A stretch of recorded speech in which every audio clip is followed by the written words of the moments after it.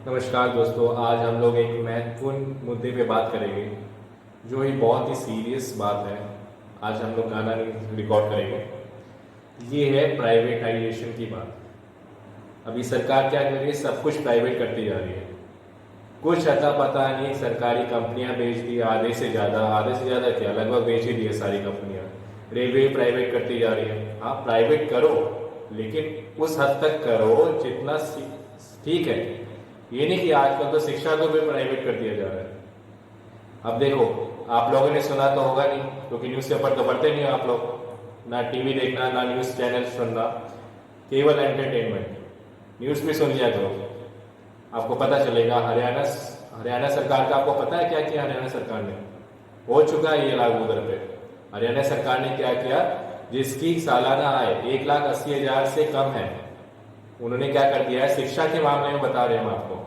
शिक्षा के मामले में क्या किया है उन्होंने कि गवर्नमेंट स्कूल में उन्होंने क्या कर दिया है कि गवर्नमेंट स्कूल में एडमिशन लेना है तो 500 रुपये दीजिए, चाहे कोई भी हो।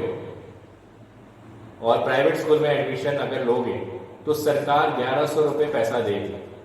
मतलब इसमें क्या किया जा रहा है कि गवर्नमेंट सरकारी स्कूल में अगर एडमिशन लेना है तो 500 रुपये खुद देना है परिवार को या फैमिली को, माता पिता को, बच्चे की पढ़ाई के लिए।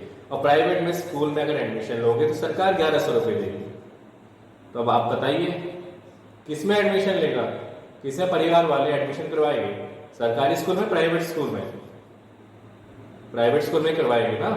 जो मिडिल क्लास वाला आदमी है, गरीब आदमी है, वो तो प्राइवेट स्कूल में भेजेगा। अब तो इससे होगा क्या? अब आप जानते तो हर हर गांव में एक स्कूल है, सरकारी स्कूल है। टीचरों को मोटी तनख्वाह मिल रही है, खाने बनाने वाले अलग लगे हुए हैं और बेल बजाने वाले अलग लगे हुए हैं, बाकी बाकी और अलग कर्मचारी लगे हुए हैं। खूब पैसा जा रहा है सरकारी में। तो इससे क्या होगा, सारे एडमिशन हो जाएंगे प्राइवेट स्कूल में। ये प्राइवेटाइजेशन का मतलब समझिए आप। धीरे धीरे आपको पता ही नहीं चलेगा, 5-7 साल बाद आपको पता चलेगा कि क्या हुआ है, जब आप लोगों के पास पैसा नहीं बचेगा पढ़ाने के लिए। अब समझिए, जैसे ही प्राइवेट कर दिया, सारे बच्चों ने एडमिशन ले लिया। सरकारी स्कूल में वैसे भी नहीं पढ़ना किसी को, क्योंकि 500 रुपये ले रहे हैं, 500 रुपये देना पड़ेगा, तो क्यों पड़ेगा उसमें से? तो इससे क्या होगा, सारे सरकारी स्कूल बंद हो जाएंगे, ठीक है, ठप हो जाएंगे। फिर अब इनको खरीदेगा कौन? अंबानी अंडानी बचे ना, वही खरीदेंगे, क्योंकि उनके पास ज्यादा पैसा है। तो सरकार उनको बेच देगी, अंबानी अंडानी बोलेगी इसको हम डेवलप कर देंगे। तो इस और प्राइवेट वाले क्या है, सरकार बोल देगी कि कुछ 1-2 साल बाद कि अब हम लोग पैसा नहीं दे सकते, पैसा बचा नहीं है हमारे, मतलब खजाने पैसा नहीं है। तो अब जिस गरीब का बच्चा 7वीं कक्षा में पढ़ रहा होगा प्राइवेट स्कूल में, अब उसको 8वीं में पढ़ाना है और सरकार ने बंद कर दिया पैसा देना, तब क्या करेगा? या तो वो अनपढ़ रहेगा या पढ़ा नहीं पाएगा।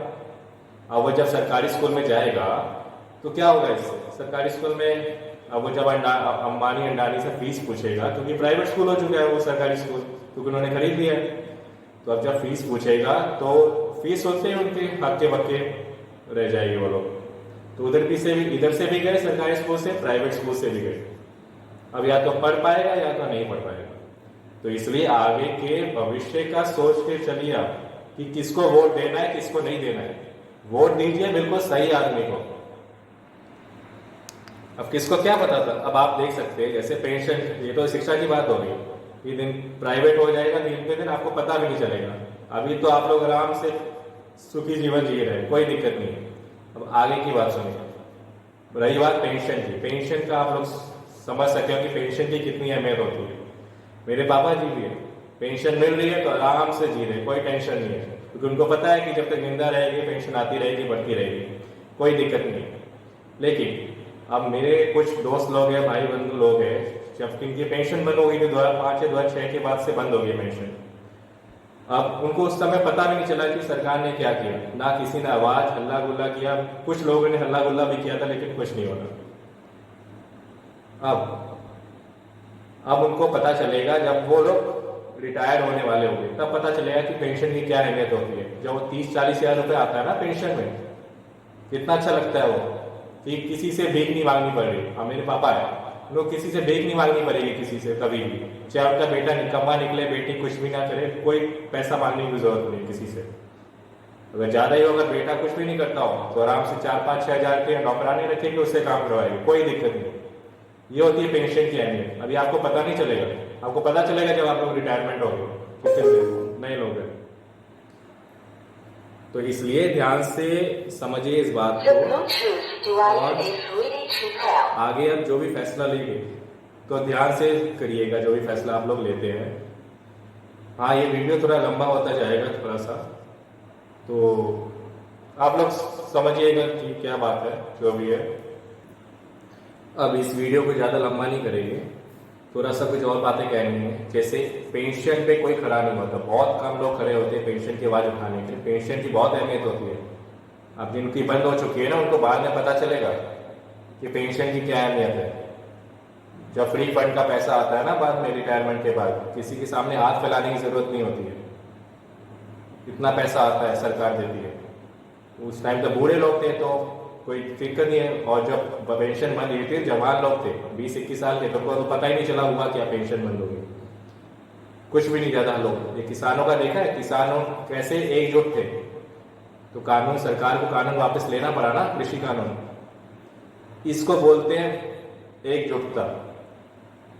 सारे किसान लोग अड़ गए थे अपने फैसले पे कि वापस लो किसी भी तरह, तो उन्होंने, सरकार ने पैसा वापस, सरकार ने कानून वापस लिया। तो ऐसी ही अब तो बहुत देर हो चुकी है, अब आप लोग खड़े भी हो गए पेंशन के लिए। अब तो मुझे नहीं लग रहा है कि पेंशन फिर से बहाल होगी, एक बार बंद होगी तो बंद होगी। इसलिए जिस समय पेंशन बंद होना स्टार्ट हुआ था उसी समय से आप लोग को सब खड़ा होना चाहिए था।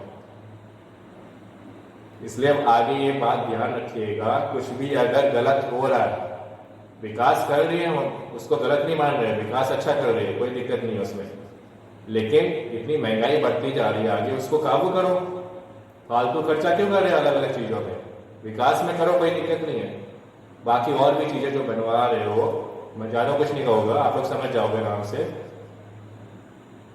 वो किससे पैसा वसूला जा रहा है? मिडिल क्लास वालों से।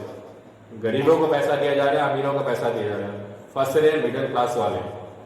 हर चीज में टैक्स देना है और उनको मिलना कुछ नहीं है। बहुत चीजें ऐसी, राशन कार्ड है, तो बहुत कुछ ऐसी चीजें हैं जो सबको प्रोवाइड हो रही है, लेकिन अटके कौन है? मिडिल क्लास वाले सफर कर रहे हैं। तो सरकार को इस बारे में तो सोचना पड़ेगा, और शिक्षा को प्राइवेटाइजेशन से बिल्कुल अलग कर देना चाहिए। समझ रहे हैं ना?